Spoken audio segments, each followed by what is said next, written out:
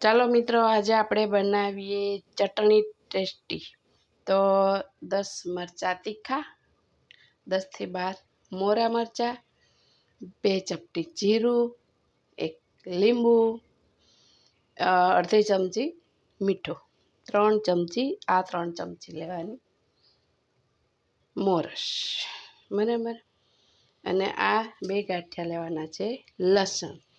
આની ક્વોન્ટિટી છે. હવે આની અંદર આપણે જે વધારે ક્વોન્ટિટી કરવી હોય તો આ અનુસાર આપણે વસ્તુ વધારે લેવાની છે. તો આને શું કરવાનું મિત્રો? મિક્સરમાં નહીં કરવાનું. મિક્સરમાં કરશો તો એનું જે તત્વ છે બળી જશે, સ્વાદ આવશે નહીં. તો આપણે કેવી રીતે બનાવવાની ચાલો જોઈએ. મિત્રો, આપણે મરચાં અને લસણ ને બધું આપણે ક્રશ કરી નાખ્યું. ચાકુથી નહીં કરવાનું મિત્ર.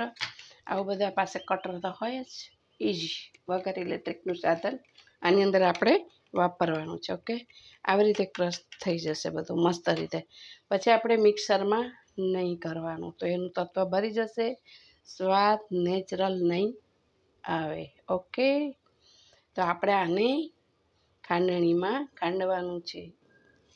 હવે અંદર આપણે શું નાખવાનું છે ને મિત્ર એ જોઈએ. હવે આ બધું અંદર નાખી દેવાનું. એકદમ આપણા વડીલો બી કરતા વસ્તુ, નેચરલ વસ્તુ, ખાંડીને ખબર છે ને બધું બી આપણે રસોઈ બનાવી, ધાન તો બી ખાંડતા, બધું ખાંડીને કરતા. તો મિક્સરને ઘંટીઓને બધું હવે આવ્યું છે.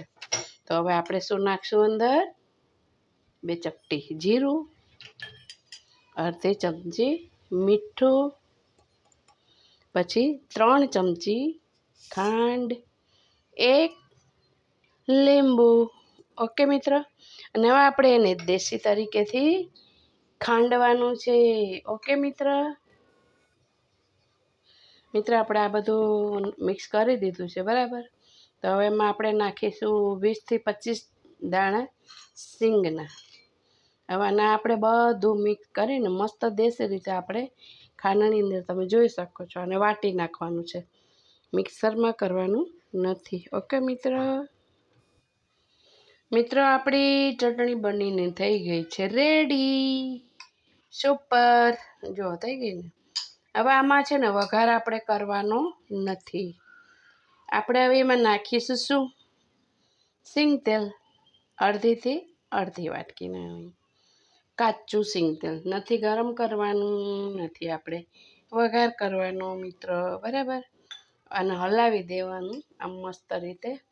એટલે તમારે આ ચટણી 1 મહિના સુધી આમ રહેશે અને ખૂબ સરસ છે. અને અત્યારે આ ચોમાસામાં આ ચટણી બહુ ઉપયોગી છે. લસણ ના આવે એટલે પેટમાં ગેસ ન થાય, વાયુ ન થાય, કબજિયાત ન થાય, શરદી ન થાય, પિત્ત ન થાય. એટલી આ ચમચી તમને ચટણી એટલી ઉપયોગી છે તમને કે બહુ જ મજા આવી જશે. એટલે આ રીતે બનાવજો મિત્ર. લાઈક, શેર અને સબસ્ક્રાઈબ મિત્ર જરૂર કરજો. સર્વે મિત્રને મારા જય શ્રી કૃષ્ણ.